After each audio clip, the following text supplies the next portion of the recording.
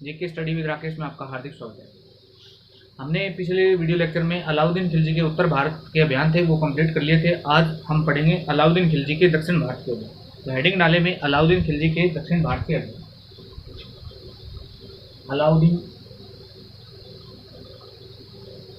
खिलजी के दक्षिण भारत के अभियान। दक्षिण भारत के अभियान। अलाउद्दीन खिलजी ने दक्षिण भारत पर 5 अभियान किए थे। सबसे पहले तो हम ये जानेंगे कि अलाउद्दीन खिलजी ने दक्षिण भारत पर अभियान किया तो उसका कारण क्या है। हालांकि प्रत्येक अभियान का अपना कोई कारण रहेगा, लेकिन फिर भी ऑल ओवर कारण अगर आए तो ये सब कारण यानी अलाउद्दीन खिलजी के। तो मैंने लास्ट वीडियो लेक्चर में बात किया था कि मालवा जीत गया था, यानी अलाउद्दीन खिलजी मालवा पर विजय हासिल कर लेता है। जैसे ही मालवा पर यानी 1305 ईस्वी मालवा पर विजय हासिल हुई, जैसे ही मालवा पर विजय हासिल हुई तो मालवा को भौगोलिक दृष्टि से उत्तर भारत एवं दक्षिण भारत के बीच की मध्य की कड़ी कहा जाता है, यानी वह मध्य की कड़ी को जीत गया था। यानी अब दक्षिण जा सकता था, दक्षिण का रास्ता उसके लिए खुला था, लेकिन उसे दक्षिण जीतना था। तो बस वही बात है, स्वाभाविक प्रक्रिया लिख सकते हैं हम। स्वाभाविक प्रक्रिया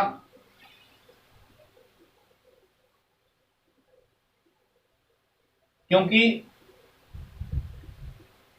उत्तर व दक्षिण भारत के, क्योंकि मालवा के बाद दक्षिण जीतना, यानी उसे दक्षिण ही जीतना था। उत्तर भारत तो जीत चुका था। और कारणों में बात करें तो उसकी साम्राज्यवादी नीति, यानी मैंने आपको ऑलरेडी बता रखा है कि अलाउद्दीन खिलजी विश्व विजेता बनना चाहता था, इसलिए उसे भारत में पूरा विजय हासिल करनी थी। वह भारत को जीतना चाहता था। ये भी लिख सकते हैं कि विश्व विजेता बनना था। सिकंदर सानी की उपाधि भी धारण करेगा ये। और तो मैंने ये बताया कि अलाउद्दीन खिलजी ने के पास में बहुत विशाल बड़ी सेना थी। तो विशाल सेना को अगर एक जगह ठहराकर रखा जाएगा तो सेना में विद्रोह हो जाएगा। विद्रोह एक तो ये था कि वह सेना को हमेशा गतिमान रखना चाहता था ताकि विद्रोह न हो। दूसरा, अगर सेना गतिमान रहेगी तो सेना क्या है, लूटपाट करती थी। लूटे हुए माल को खुम्स कहा जाता था, तो अधिक खुम्स मिलता था। तो ये भी लिख सकते हैं कि विशाल सेना को गतिमान रखना चाहता था। गतिमान रखता था, ये क्यों रखता था? तो गतिमान रखने का ये कारण था कि अत्यधिक खुम्स मिलता था, अत्यधिक खुम्स। और इस समय खुम्स कितना मिलता था? तो 20 केंद्र को और 80 जो लूटपाट करने वाले सैनिक थे उनको मिलता था। धन प्राप्त करना चाहता था। और क्या उद्देश्य थे? तो यह अधिराजत्व का दावा करता था। अधिराजत्व का दावा, यानी जिस प्रकार गुप्त शासक समुद्रगुप्त ने अधिराजत्व का दावा किया था, यानी दक्षिण राज्यों को पहले जीतता है, फिर उनको उनकी सत्ता सौंप देता है, यानी अपना गुलाम बनाकर छोड़ देता है, उन्हें सत्ता स्थानांतरित कर दी जाती है। तो अधिराजत्व का दावा करता है। अधिराजत्व दावा करने की वजह से इसे अनोखा साम्राज्यवादी कहा जाता है। अनोखा साम्राज्यवादी।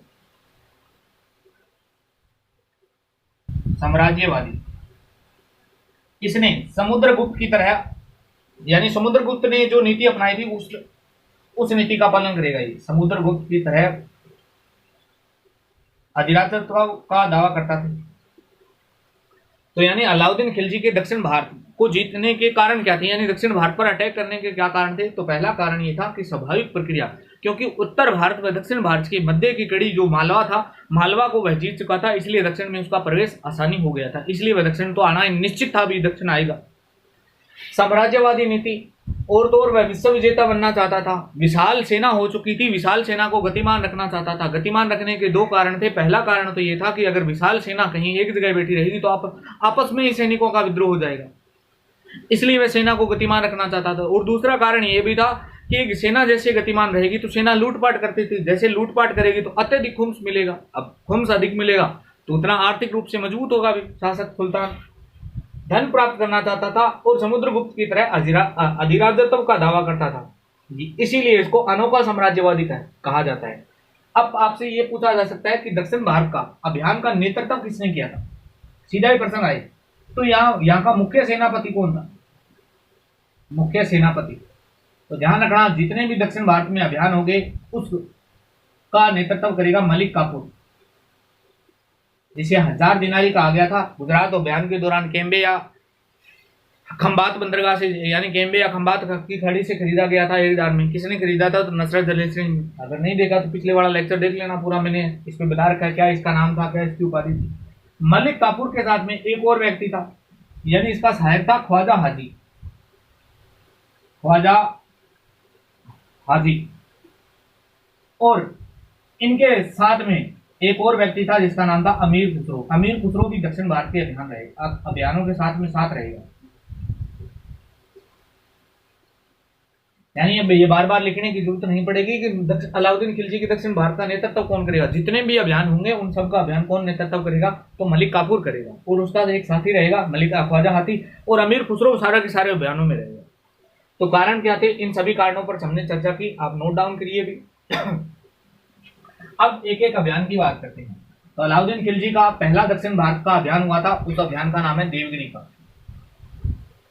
तो हेडिंग डालेंगे देवगिरी का अभियान।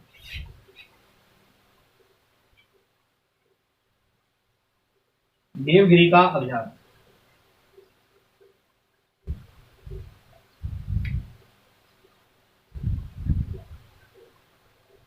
देवगिरी का अभियान कब चलाया गया था? तो 1308 से लेकर 1309 के मध्य चलाया गया।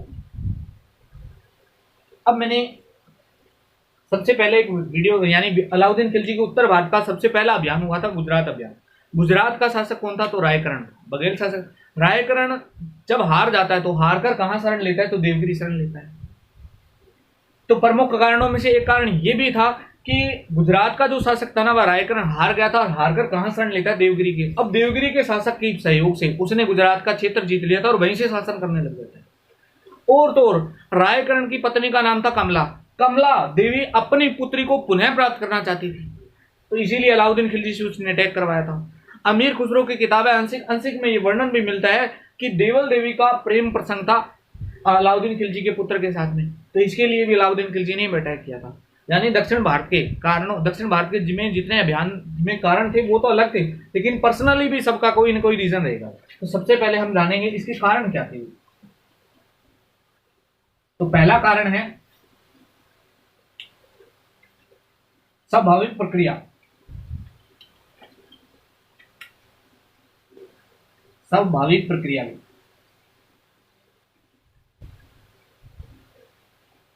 क्योंकि इसे ये क्षेत्र जीतना है। गुजरात के शासक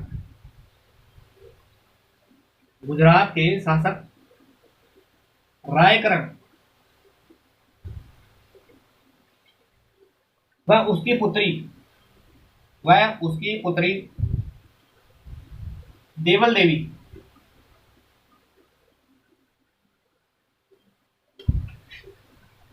को शरण देना, यानी गुजरात में अभियान हुआ था, उसके बाद में इसने शरण दे दी देवगिरी के शासक के सहयोग से। देवगिरी के शासक के सहयोग से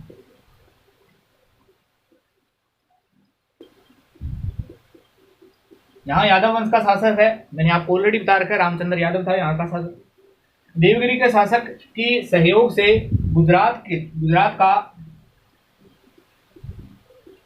के एक क्षेत्र है जिसका नाम है बगलाना क्षेत्र को जीतकर रायकरण यहां से शासन करता है। यानी गुजरात को जीता जा चुका था, गुजरात अब दिल्ली सल्तनत का पार्ट था, लेकिन देवगिरी के शासक रामचंद्र यादव के सहयोग से यह क्षेत्र जीत लिया जाता है। और क्षेत्र जीतने के बाद में गुजरात का शासक रायकरण कहां से शासन करने लग जाता है? तो यहां से शासन करने लग जाता है। कमला देवी पहले किसकी पत्नी थी? भी रायकरण की पत्नी थी। कमला देवी अपनी पुत्री को पुनः प्राप्त करना चाहती थी। अपनी पुत्री को पुनः प्राप्त करना चाहती थी, पुनः प्राप्त करना चाहती थी। और एलिचपुर यानी 1296 में जब देवगिरी पर अटैक हुआ था, तो देवगिरी पर अटैक हुआ तो रामचंद्र यादव व उसके पुत्र शंकर देव, जिसे हिंगम देव भी कहते हैं, वह हार गए थे। उन्होंने आत्मसमर्पण किया था। आत्मसमर्पण उस समय यह निर्णय हुआ था कि हम देवगिरी की एक जागीर है जिसका नाम था एलिचपुर, एलिचपुर की वार्षिक आय प्रत्येक वर्ष दिल्ली भेजेंगे। तो अब वो वार्षिक आय भी नहीं मिल रही थी, तो ये भी लिख सकते हैं कि एलिचपुर की आय दिल्ली को भेजना बंद हो गई थी। एलिचपुर की वार्षिक आय दिल्ली भेजना बंद, यानी देवगिरी के शासक ने बंद कर दी भाई। और अलाउद्दीन खिलजी के बेटे का नाम था खिजर खां।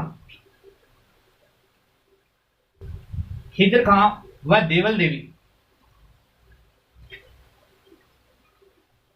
देवल देवी के प्रेम प्रसंग के कारण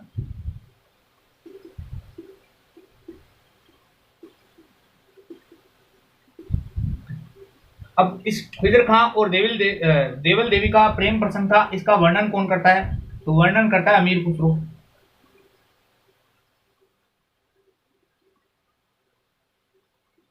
और इसने वर्णन किया कहां है? तो इसकी किताब है जिसका नाम है अंशिका, अंशिका में वर्णन करता है। ये भी ध्यान रख लेना। तो अभी कभी पूछे कि देवगिरी यानी यूपी मेंस में पूछा जाए कि देवगिरी अभियान का कारण क्या था, तो ये सब कारण लिख सकते हैं। स्वाभाविक प्रक्रिया थी। गुजरात के शासक रायकरण को वह उसकी पुत्री देवल देवी को शरण देना था। गुजरात के शासक के यानी देवगिरी के शासक की मदद के सहयोग से रायकरण गुजरात का बगलाना क्षेत्र जीत जाता है और उस क्षेत्र से शासन करने लग जाता है। कमला देवी पुनः अपनी देवी पुत्री को प्राप्त करना चाहती थी। और तो और खिजर खां व देवल देवी का प्रेम प्रसंग था, इसका वर्णन भी कौन करता है? तो अमीर खुसरो। ये सब कारण थे देवगिरी पर अभियान होने के। अब देखते हैं इस देवगिरी अभियान का नेतृत्व किसने किया।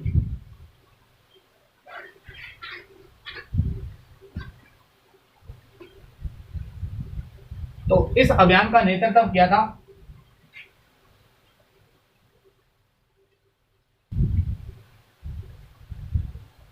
यानी नेतृत्व कौन करेगा? तो वही भाई अभी बताया कि मलिक काफूर नामक व्यक्ति, मलिक काफूर। और इसके साथ में एक सहयोग व्यक्ति था जो गुजरात का सूबेदार नियुक्त किया था। किसको नियुक्त किया था? अल्प खां संजर को किया था, यानी अल्प खां। इनकी लड़ाई किनके मध्य होती है? तो रामचंद्र देव के साथ में। रामचंद्र देव,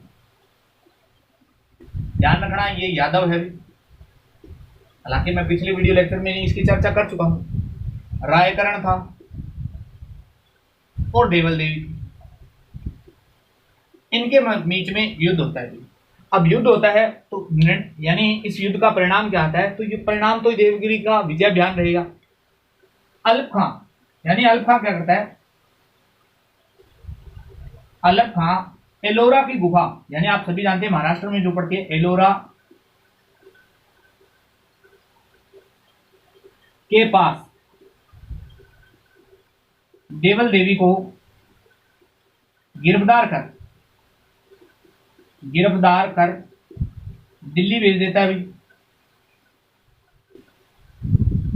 दिल्ली भेजा, वो जैसे ही दिल्ली भेजा तो खिजर खां ने भी शादी कर ली, यानी देवल देवी से खिजर खां ने शादी की। खिजर खां ने शादी की, ये तो अल्प खां ने किया। अब इनका क्या होता है तो ये भी देख लेते हैं। रायकरण क्या होता है? रायकरण हुआ पराजित, सॉरी रामचंद्र देव पराजित हुआ। भी जैसे ही पराजित हुआ तो इसे दिल्ली लाया जाता है, यानी पराजित हुआ तो इसे गिरफ्तार किया और क्या कर लिया गया? दिल्ली लाया गया। अब दस्तखत की अलाउद्दीन खिलजी ने इसका सम्मान किया, एके ने इसका सम्मान किया।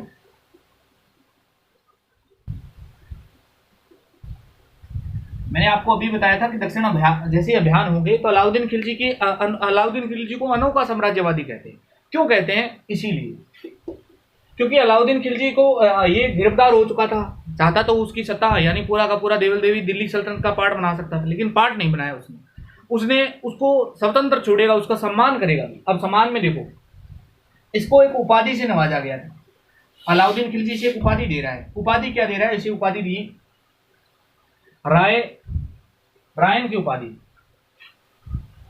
रायन की उपाधि से नवाजा था। किसने दी? अलाउद्दीन खिलजी ने दी। 1000 चांदी के सिक्के, यानी इसे दिए जा रहे हैं 1000 चांदी के सिक्के दिए, 1000 चांदी के सिक्के अलाउद्दीन खिलजी इसके सम्मान में दे रहा है। नौसारी आप सभी जानते हैं, गुजरात में पड़ता है, नौसारी की जागीर दे रहा है इसे, नौसारी गुजरात की जागीर दे रहा है, नौसारी की जागीर दी। और तो इसे खिल्लत प्लस सम्मान पत्र देता है।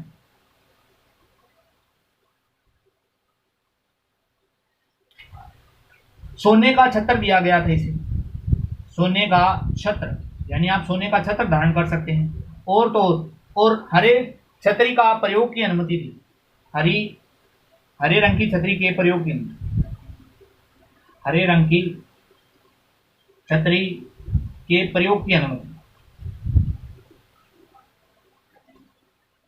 ये अलाउद्दीन खिलजी ने इसके सम्मान में।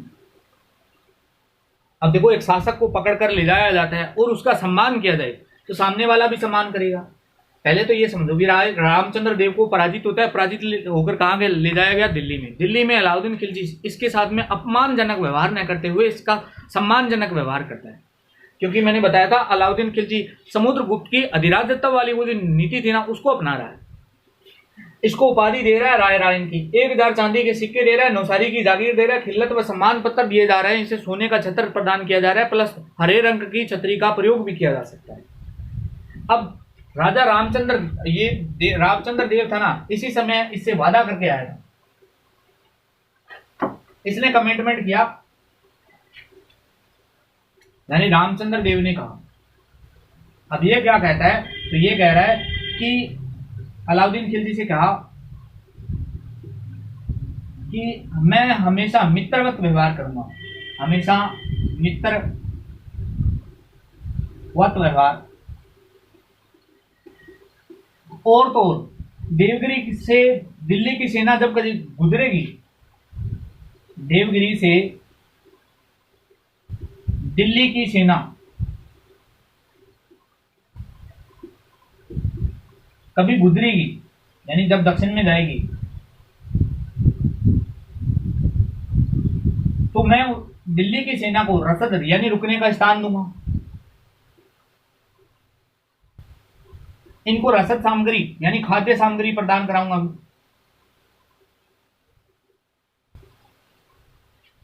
और तो अपने एक सेनापति जिसका नाम था पारसनाथ, या इसी को कहते हैं परशुराम दलावे, को दक्षिण अभियान का सेनापति नियुक्त किया था।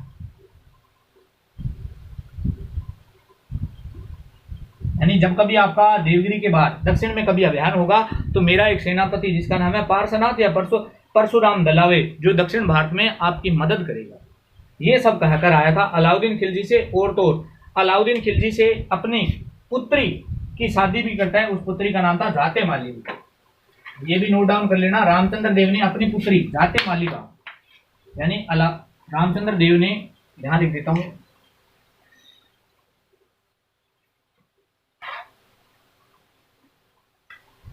रामचंद्र देव ने अपनी पुत्री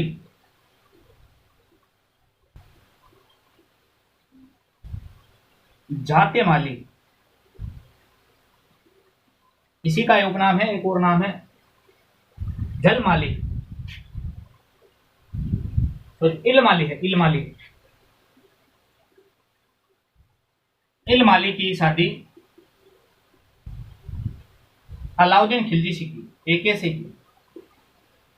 यानी एक तो इसकी पुत्री कौन थी, देवल देवी। देवल देवी की शादी किससे कर रही है, तो देवल देवी ने शादी कर क्या रहा था, उसकी तो ऑटोमेटिक होगी, गिरफ्तार करके ले जाया गया था दिल्ली।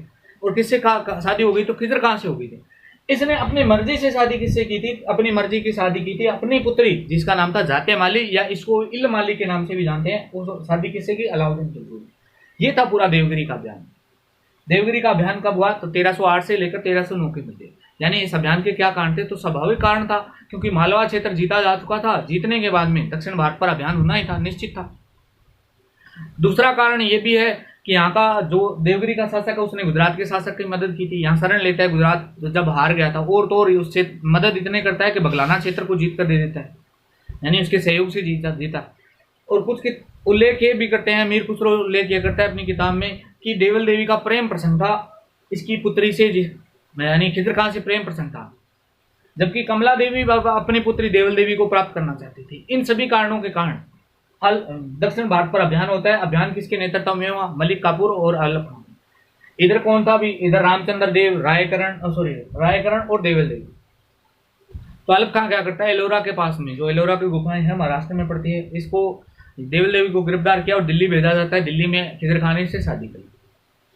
इधर क्या करता है, तो रामचंद्र देव को गिरफ्तार करके कहाँ ले जाया जाता है, दिल्ली ले जाया जाता है। दिल्ली में अलाउद्दीन खिलजी इसका सम्मान करता है, इसे हरे रंग की छतरी का प्रयोग करने की अनुमति देता है, राय रायन की उपाधि धारण करता है, राय रायन की उपाधि से नवाजता है, और तो इसे 1000 चांदी की सिक्के नुसारी की जागीर देता है।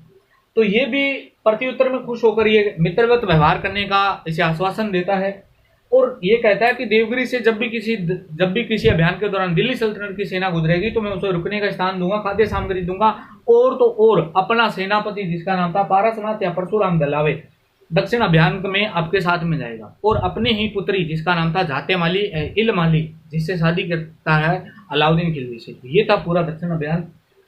आप अच्छे से नोट डाउन करिए भी। मिलते हैं नेक्स्ट वीडियो में। दक्षिण भारत के अभियान है, कल नेक्स्ट वीडियो में हम कंप्लीट कर देंगे। तब तक बने रहिए दोस्तों, धन्यवाद।